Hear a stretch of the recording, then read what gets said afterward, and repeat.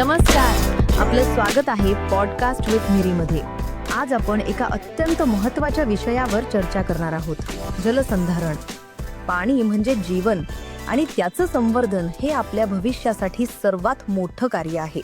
या विषयावर आपल्याला मार्गदर्शन करण्यासाठी आज आपल्या सोबत आहेत आदरणीय खडसे सर.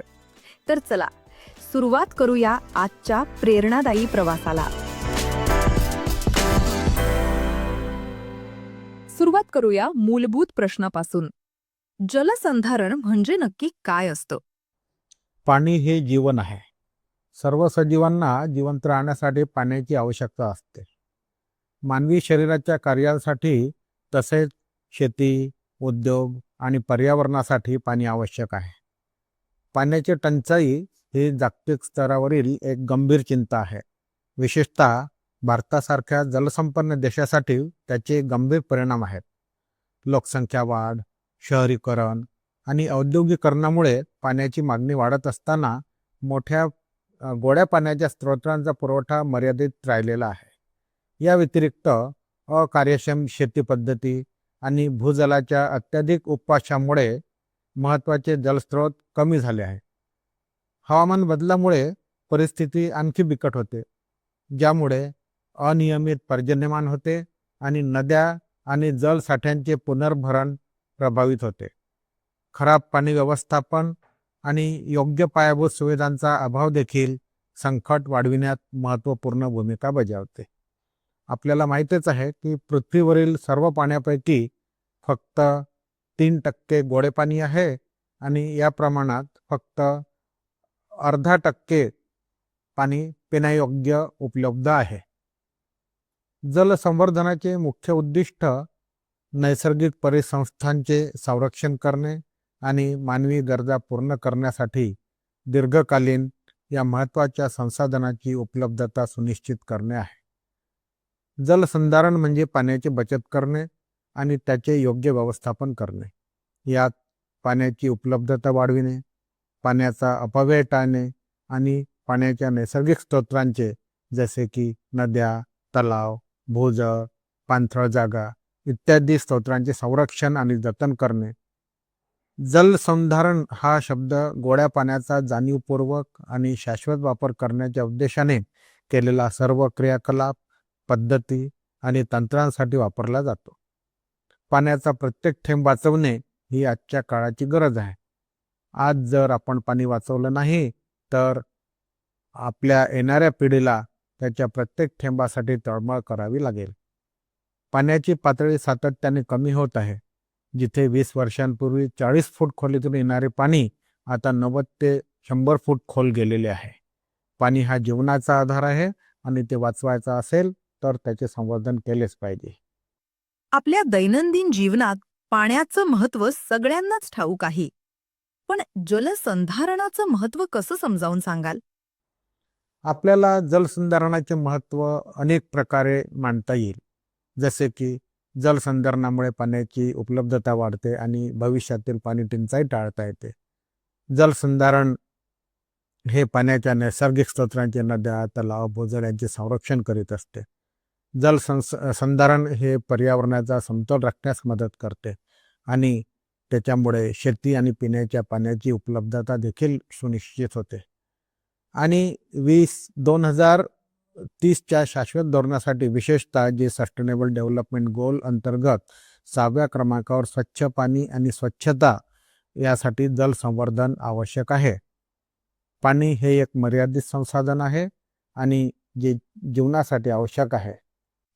आपल्या पूर्वजांनी पाणी साठवण्यासाठी वेगवेगळ्या पद्धती वापरल्या.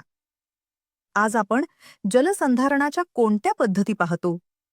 जलसंधारणाच्या वेगवेगळ्या पद्धती आपल्याला अवलंबाव्या लागेल. जसे की पाणी साठवणे, छत, अंगण किंवा इतर योग्य ठिकाणी पावसाचे पाणी साठवून त्याचा वापर करणे, नळ, पाईपलाईन किंवा इतर ठिकाणी पाण्याची गळती त्वरित दुरुस्त करणे, सांडपाणी प्रक्रिया करून त्याचा पुनर्वापर करणे, तसेच सिंचनाच्या आधुनिक पद्धती, त्यामध्ये ठिबक सिंचन किंवा तुषार सिंचन यासारख्या पद्धतीचा वापर करणे, घरगुती कामामध्ये सुद्धा पाण्याची बचत करणे आणि वेगवेगळ्या पद्धतीने जल व्यवस्थापनात सुधारणा करणे.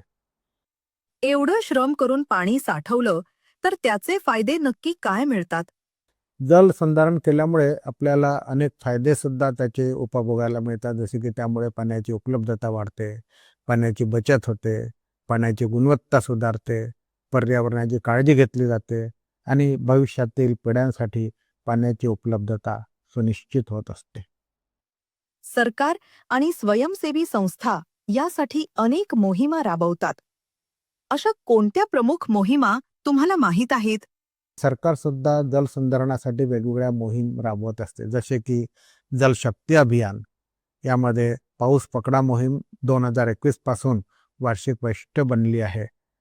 ज्यामुळे जागरूकता निर्माण करण्यासह 5 लाख केंद्रित हस्तक्षेपांचा समावेश आहे. या मोहिमेमुळे लोकांमध्ये सध्याच्या पाण्याच्या समस्येबद्दल आणि त्यामुळे जलसंधारणाचे महत्त्व याबद्दल प्रचंड जागरूकता निर्माण झाली आहे. आपल्या स्तरावर साध्या माणसाने जलसंधारणासाठी कोणते उपाय करू शकतो? यासाठी आपल्याला वेगवेगळे उपाय सुद्धा करता येईल. जल व्यवस्थापन आणि त्यामुळे होणाऱ्या सामाजिक परिणामांची फारशी चर्चा होत नाही. गावाच्या माथ्यावर पडणारे पावसाचे पाणी गावतळ्यात, शेतात पडणारे पावसाचे पाणी शेततळ्यात, शिवारात पडणारे पावसाचे पाणी शिवारात, घराच्या छतावर पडणारे पावसाचे पाणी कूपनलिकेत, जमिनीवर पडणारे पाणी शोषखड्ड्यात, अशा प्रकारे पडणाऱ्या पावसाचा थेंब न थेंब साठवला, अडवला आणि मुरवला गेला तर शाश्वत जलसमृद्धीकडून जीवनसमृद्धीकडे आपणास जाता येईल. त्यामध्ये सुरक्षित पिण्याच्या पाण्याचे मानवी हक्क सुरक्षित करणे, पाण्याचे समान वितरण करणे, संतुलित सिंचन विकास निर्माण करणे, पाण्याच्या वापराच्या कार्यक्षमतेत वाढ करणे, जलसंवर्धनात वाढ करणे, पाण्याचा पुनर्वापरात आणि पुनरुपयोगात वाढ करणे, जनजागरूकता असे अनेक पर्याय आपल्याला जलसंवर्धनासाठी करता येईल. घरात राहून आपण पाणी वाचवण्यासाठी किंवा साठवण्यासाठी काही सोपे उपाय करू शकतो का? आपल्याला जलसंवर्धनासाठी वेगवेगळे घरगुती उपाय देखील करता येईल. त्यामध्ये घरी पाण्याचा कार्यक्षम वापर करणे, जिथे लहान दैनंदिन पद्धती मोठ्या प्रमाणात पाण्याची बचत करण्यास मदत करू शकते. यामध्ये आंघोळ करताना, दात घासताना इत्यादी वेळी पाणी वापरले असताना नळ बंद करणे, नळ आणि पाईपमधील पाण्याची गळती दुरुस्त करणे, मग ती कितीही लहान असो, उच्च दाब आणि कमी प्रवाह, शॉवर हेड, प्रवाह नियंत्रण पर्यायांमध्ये शौचालये, प्रवाह नियमांसह नळ इत्यादी पाण्याची बचत करणारी उपकरणे बसविणे, तसेच वॉशिंग मशीन असेल, डिशवॉशर असेल, यामध्ये आपल्याला पाणी वाचवता येईल. आणि शेवटी जलजागृतीचं महत्त्व. पाणी वाचवण्याबाबत लोकांना जागरूक करणं का इतकं आवश्यक आहे? यामध्ये जनजागरूकता देखील तेवढीच महत्त्वाची आहे. कारण जलसंवर्धनाचे महत्त्व लोकांपर्यंत पोहोचवणे आणि त्यांना पाणी वाचवण्याच्या उपायांविषयी माहिती देणे आणि या कामात सहभागी होण्यासाठी प्रोत्साहित करणे हे देखील आवश्यक आहे. जलसंवर्धन केवळ पाण्याची उपलब्धता सुनिश्चित करत नाही, तर पर्यावरणाचे संरक्षण, पिण्याच्या पाण्याची गुणवत्ता आणि आर्थिकदृष्ट्या स्थिरता यासारख्या अनेक गोष्टींसाठी आवश्यक आहे. म्हणून जनजागरूकता करणे आवश्यक आहे. स्वाभाविकच जागरूकता वाढविण्यात शिक्षणाची महत्त्वाची भूमिका आहे. यामुळे वैयक्तिक आणि सामुदायिक पातळीवर दैनंदिन वापरात जबाबदार पद्धतींचा हळूहळू अवलंब करण्यास प्रोत्साहन मिळते. औद्योगिक पातळीवर कायदे आणि प्रशिक्षण कार्यक्रमांची अंमलबजावणी चांगल्या पद्धतींना प्रोत्साहन देते आणि यामुळे उद्योगाचा जलसंपत्तीवर होणारा महत्त्वपूर्ण परिणाम कमी होत असतो. म्हणून जलसंधारण हा एक सामूहिक प्रयत्न आहे. आपण सर्वांनी मिळून जलसंधारणाचे महत्त्व समजावून घेऊन पाण्याची बचत करण्यासाठी प्रयत्न करणे आवश्यक आहे.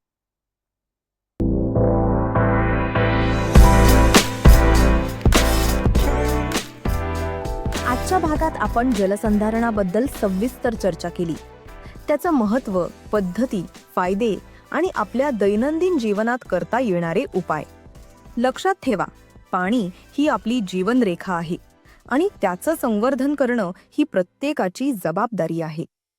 आपल्याला हा भाग कसा वाटला ते आम्हाला नक्की कळवा. पुढच्या भागात आणखी एका रोचक विषयासह पुन्हा भेटू. तोपर्यंत पाणी वाचवा, जीवन वाचवा. धन्यवाद.